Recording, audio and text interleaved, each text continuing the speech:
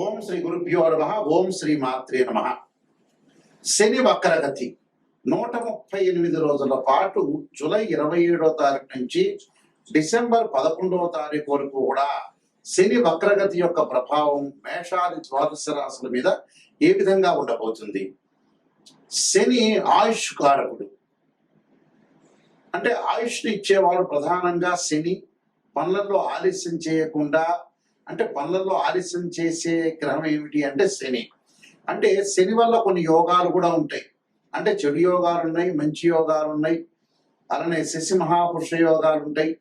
అలానే చెడు యోగమైన పునర్భవ దోషం కూడా ఏర్పడుతూ ఉంటుంది. అంటే శని చంద్రుడి యొక్క కలయిక వల్ల శని చంద్రుడి మీద దృష్టి ఉండటం వల్ల, చంద్రశనుల యొక్క పరస్పర దృష్టి వల్ల కూడా పునర్భవ దోషం అనేది కాలయాపన జరిగే అవకాశాలు ఎక్కువగా ఉంటాయి. అయితే ఈ గోచారరీత్యా శని వల్ల, శని 138 రోజుల పాటు వక్రగతిలో ఉండటం వల్ల మనకి ఎలాంటి ఫలితాలు జరగబోతున్నాయి? శని యొక్క కారకత్వాలను మనం చూసుకునేటట్టయితే శని ప్రధానంగా కొన్ని భావాలకి, అంటే వ్యయభావానికి కూడా అధిపతి శని. అలానే ఇక్కడ శని ఏదైతే ఆయుష్ని, ఆరోగ్యాన్ని, ప్రధానంగా పనులలో ఆలస్యాన్ని, అలానే ఇలాంటి విషయాలన్నిటి కూడా కారణభూతం. అంటే ఇనుము, ఆయులు, పనులు, అలానే ఆరోగ్యపరంగా ఇబ్బందులు, అలానే ఎముకలు, అలానే పాదాలు, కీళ్ళు, ఇలాంటి వాటిలన్నిటికీ కూడా కారణభూతమయ్యే గ్రహం ఏంటంటే శని. అంటే ప్రమాదాలు, అనుమానాలు, అవమానాలకు కూడా కారణభూతమైందే శని. మరి శని గ్రహం, ఇవన్నీ కూడా శని గ్రహం యొక్క ఫలితాలు ఏ విధంగా ఉండబోతున్నాయి? మరి ఇవన్నీ చెప్పేవి ఎలాంటి ఫలితాలు అంటే గోచారరీత్యా చెప్పబడే ఫలితాలు అంటారు. అంటే బర్త్ చార్ట్ అనుసరించేవి కాదు, గోచారరీత్యా చెప్పబడే ఫలితాలు. అంటే బర్త్ చార్ట్ కి గోచారానికి లాట్ ఆఫ్ డిఫరెన్స్ ఉంటుంది. అంటే ఒకటి ట్రాన్సిట్ సిస్టము, ఒకటేమో నాటల్ చార్ట్, అంటే బర్త్ చార్ట్ అంటారు. ఇప్పుడు చెప్పే గోచారం అనేది 20% ఫలితాన్ని నిర్ణయం చేస్తుంది. అందులో మన ఈ 138 రోజుల పాటు శని యొక్క ప్రభావం ఏంటి, వృత్తి, ఉద్యోగ, వ్యాపార రంగాల్లో ఏ విధంగా ఉండాలి, వివాహపరంగా ఏ విధంగా ఉండాలి, ప్రమాదాలు, ఇళ్ళు కొనుగోలు చేయటం, వస్తువులు కొనుగోలు చేయటం, అలానే ఆరోగ్యపరంగా ఎలాంటి ఇబ్బందులు కలగబోతున్నాయి, కోర్టు సమస్యలు ఏ విధంగా ఉండబోతున్నాయి, సంతాన పరంగా సమస్యలు ఏ విధంగా ఉండబోతున్నాయి అని చెప్పగలిగేది శని యొక్క ప్రభావం కూడా అన్ని స్థానాల మీద. అంటే ఏ భావాధిపతి ఉంటుందో ఆ భావాధిపతి మీద కూడా శని యొక్క ప్రభావం, దృష్టి అనేది ఉంటుంటుంది సహజంగా. ఎందుకంటే మకర కుంభ రాశ్యాధిపతులకు శని అయ్యాడు. భావాధిపతి వేరు, ఇక్కడ రాశ్యాధిపతి వేరు, అక్కడ ఉండే గ్రహం వేరు. ఇక్కడ గోచారరీత్యా శని యొక్క ఫలితం ఏ విధంగా ఉండబోతుంది, వక్రగతిలో ఉండటం వల్ల ఎలాంటి ఫలితాలు ఉన్నాయో ద్వాదశ రాశులకు మనం తెలుసుకుందాం. మేషరాశి వారికి ఈ శని వక్రగతిలో ఉండటం వల్ల ఎలాంటి ఫలితాలు జరగబోతున్నాయి? మేషరాశి వారికి ఇక్కడ లాభాధిపతి, దశమ రాశ్యాధిపతి, అంటే లాభ రాశ్యాధిపతి, దశమ రాశ్యాధిపతి శని వ్యయస్థానంలో ఉండి, మీనరాశిలో ఉండి వక్రగతిలో పొందటం వల్ల అనేక లాభాలు కలిగే అవకాశాలు ఎక్కువ ఉంటాయి. అంటే గతం కంటే కూడా ఇప్పుడు ఆరోగ్యం అనేది బాగా మెరుగుపడే అవకాశాలు ఎక్కువ ఉంటాయి. దీర్ఘకాలిక వ్యాధులు ఉన్నవాళ్ళు, ఆర్థిక పరంగా పరిపుష్టికరంగా లాభాల బాటలో ఉండే అవకాశాలు ఉంటాయి. వృత్తి, ఉద్యోగాల్లో కూడా ప్రమోషన్ లభించే అవకాశాలు, స్థానచలనం జరిగే అవకాశం ఒకటి ఉంటుంది. అంటే అధికంగా లాభాలు కలగటం, ఫైనాన్షియల్ పరంగా ఉండే డెవలప్మెంట్స్ అనేవి బాగా ఎక్కువ ఉంటాయి. కానీ ఫైనాన్షియల్ పరంగా డెవలప్మెంట్స్ ఉంటూ ఖర్చులు కూడా బాగా పెరిగే అవకాశాలు ఎక్కువ ఉంటాయి. అంటే ఖర్చులు ఎలాంటి ఖర్చులు? మంచి విషయాలకు ఖర్చులు చేసే అవకాశాలు ఎక్కువ ఉంటాయి. అంటే ఇళ్ళు కొనుగోలు చేయటం, బంగారు ఆభరణాలు కొనుగోలు చేయటం, దుస్తులు కొనుగోలు చేసే అవకాశాలు బాగా ఎక్కువగా ఉంటాయి. కాబట్టి ఇక్కడ కుటుంబంలో ఆరోగ్యము, అలానే ఆనందం కలిగే అవకాశాలు ఉంటాయి. వృత్తి, ఉద్యోగాల యందు ధనలాభం కలగటము, అలానే ఇంటి యందు వివాహ శుభ కార్యక్రమాలు లాభించే అవకాశాలు ఎక్కువ ఉంటాయి. అంటే ఇంటిలో శుభ కార్యక్రమాలు, ప్రేమించిన యువతీ యువకులు కూడా వాళ్ళ పెద్దలను ఒప్పించి వివాహం చేసుకునే అవకాశాలు ఉండటం ఒకటి. అలానే భార్యా బిడ్డలతోటి సుఖము, సౌఖ్యము, అలానే ప్రభుత్వ పెద్దల ద్వారా రుణ సహాయాలు, అలానే బ్యాంకు లోన్లు వచ్చే అవకాశాలు బాగా ఎక్కువగా ఉండటం, అలానే గృహములు, వాహనాలు కొనుగోలు చేసే అవకాశాలు, పుణ్య కార్యక్రమాలు చేస్తూ ఉన్నతమైన అభిప్రాయాలతో ఉండే అవకాశాలు ఎక్కువగా ఉంటాయి. హుందాగా తిరిగే అవకాశాలు బాగా ఎక్కువ ఉంటాయి. అంటే అన్నిటా వాడు విజయం సాధించే అవకాశాలు బాగా ఎక్కువ ఉంటాయి. కాబట్టి కోర్టు సమస్యలు పరిష్కారం కావటం, పిత్రార్జితం కూడా కలిసి వచ్చే అవకాశం బాగా ఎక్కువగా ఉంటుంది. కాబట్టి మేషరాశి వారికి శని వక్రగతి వల్ల అనేకమైన లాభాలు కలిగే అవకాశాలు, నూతన వాహనాలు కొనుగోలు చేయటం. అయితే విద్యార్థుల మటుకు అధిక శ్రమతోటి ముందుకెళ్ళడానికి అవకాశం ఖచ్చితంగా ఉంటుంది. అంటే అధిక శ్రమ చేస్తేనే వాళ్ళకి మంచి మార్కులు వచ్చే అవకాశాలు బాగా ఎక్కువగా ఉంటాయి. కాబట్టి శని యొక్క ప్రభావం వల్ల ఎక్కువ పర్సెంట్, దాదాపు 90% వీళ్ళకి లాభం వచ్చే అవకాశాలు ఎక్కువగా ఉంటాయి చెప్పుకోవచ్చు. ఈ యొక్క శని యొక్క దోషం పోవడానికి మేము చేయాల్సింది ఏమిటి అని అంటే, శనికి అధిదేవత, ప్రత్యుదేవత, అధిష్టాన దేవతలు, అంతరిక్ష దేవతలు అనేవాళ్ళు ఉంటారు.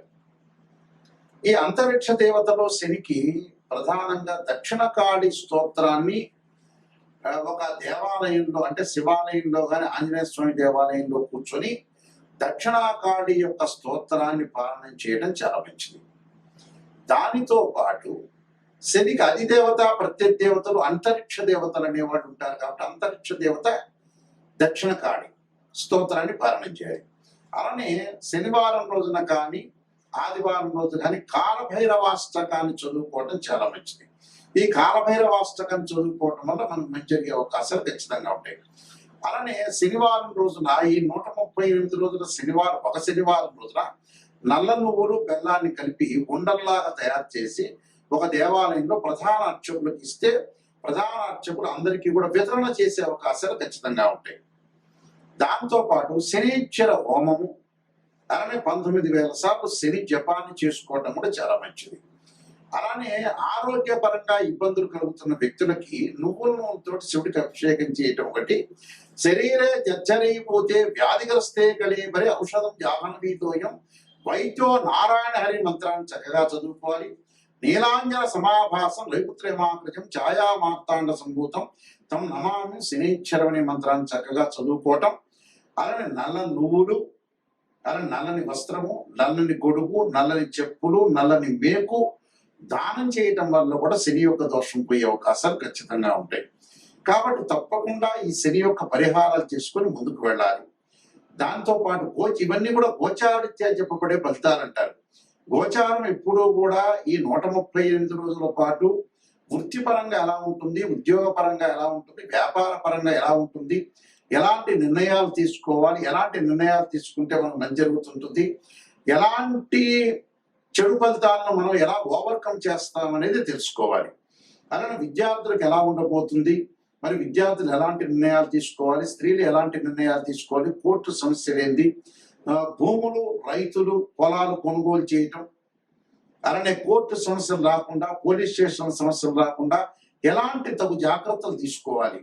గోచారం అంటే ఏంటంటే ఎలాంటి నిర్ణయం తీసుకోవాలి, ఎలాంటి జాగ్రత్తలు తీసుకోవాలి, ఎలాంటి జాగ్రత్తలను మనం ఓవర్కమ్ చేయాలి, ప్రొఫెషన్ పరంగా ఏ విధంగా ఉండబోతుంది, బిజినెస్ లో ఎవరిని నమ్మాలి, నమ్మకూడదు అనే జాగ్రత్తలు ఈ 138 రోజుల పాటు సూచనలు చేసేదే గోచారం అంటారు. గోచారానికి బర్త్ చార్ట్ కి లాట్ ఆఫ్ డిఫరెన్స్.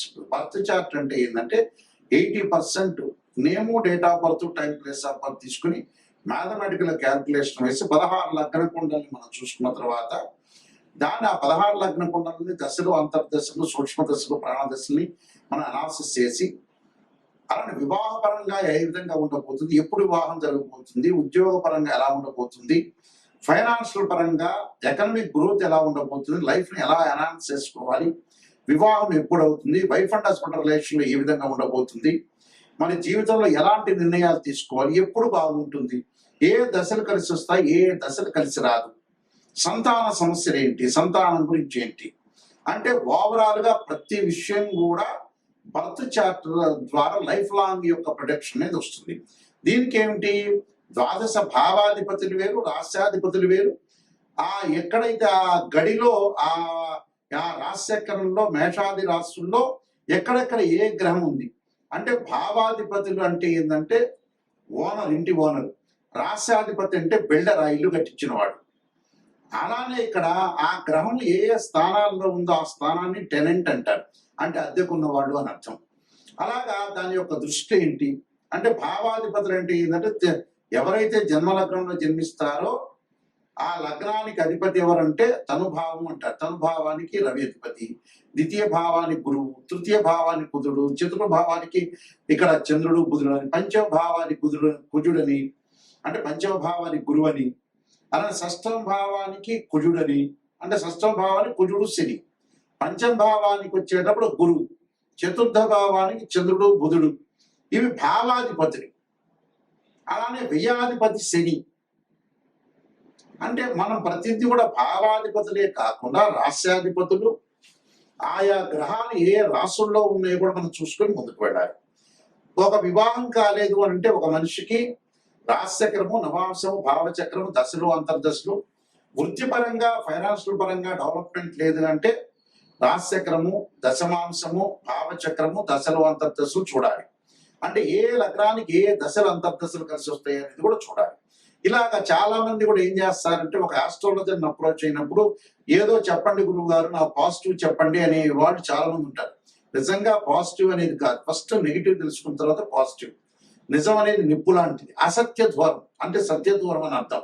అంటే సత్య దూరంగా మనం ఏదైతే నిజం తెలుసుకున్నామో దాన్ని మనం ఎలాగ అంటే ఎప్పుడైతే నిజం మనం తెలుసుకుంటామో, నిజాన్ని మనం తెలుసుకొని నెగిటివ్ని ఎప్పుడైతే తెలుసుకుంటామో ఆ నెగిటివ్ని మనం పాజిటివ్ చేసుకోవడానికి ఓవర్కమ్ చేస్తే మనం కంప్లీట్ మ్యాన్ అయినట్టే. అంటే నెగిటివ్ని పాజిటివ్ చేస్తే మనం కంప్లీట్ మ్యాన్ అయినట్టే. అబద్ధాల ముసుగులో మనం ఉండటం అనేది మంచిది కాదు. ఎప్పుడైనా సరే ఆస్ట్రాలజర్ని అప్రోచ్ అయ్యేటప్పుడు కరెక్ట్ గా నిజం తెలుసుకుంటే మీ జీవితం బాగుపడినట్టే. ఏదో ఆస్ట్రాలజర్స్కి మనం డబ్బులు ఇచ్చాం కదా పాజిటివ్ చెప్పండి అనేది కరెక్ట్ కాదు. అందువల్ల నిజాన్ని తెలుసుకోండి. ఆ నిజాన్ని తెలుసుకొని ఏదన్నా జాతక పరంగా నెగిటివ్ ఉంటే దాన్ని ఓవర్కమ్ చేసుకుంటే కంప్లీట్ అవుతుంది. మా వెబ్సైటు www.nayakanti.com nayakanti.in. నేను నెంబర్ ఆఫ్ ఆస్ట్రాలజీ బుక్స్ రాశాను. కాలసర్పయోగం, కాలసర్పయోగ చంద్రిక, రాహుకేతులు, ఛాయాగ్రహాలు, బృహత్ పరిహార సింధు, పుత్ర గణపతి వ్రతము, స్వప్న శాస్త్రము, సర్వదేవతా గోత్రులు ప్రవర్తు పార్ట్ 1, పార్ట్ 2. అలానే ముఖ్యంగా నవగ్రహ దోషాలకి ద్వాదశ మహావిద్యల యొక్క స్తోత్ర పారణాలు, వివాహ మార్తాండము, జాతక Chandrika, production of astrology, transcripts of results అనే బుక్స్ రాశారు. మీరు అన్ని కూడా నిజంగా నెగిటివ్ తెలుసుకొని దాన్ని పాజిటివ్ చేసుకోవడం ఎలా అనేదే పాయింట్ ఆలోచన చేయండి. ఎందుకంటే మ్యాథమెటిక్లలో డిగ్రీల్లో ప్రతిదీ కూడా అనాలిసిస్ చేస్తేనే మనకు తెలుస్తుంది.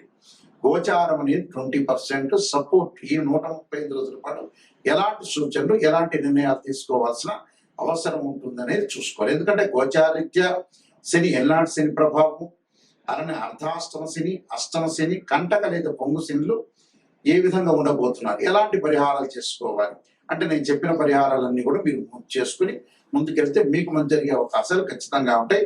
మీకు అందరికీ కూడా స్క్రీన్ మీద స్క్రోలింగ్ అవుతున్న నెంబర్ కనపడుతుంది, ఆ నెంబర్కి నాకు కాల్ చేయొచ్చు.